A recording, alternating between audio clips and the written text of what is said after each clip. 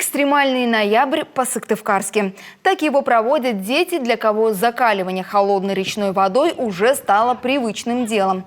Известная в регионе любительница зимнего плавания Лариса Гвардина запустила проект «К школе готов».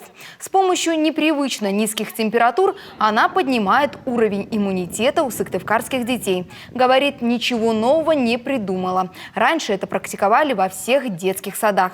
И вот традиция обливаться холодной водичкой снова в тренде. Ребята, вот так раз загреваем, как будто в бане, мочалками натираем себе, да?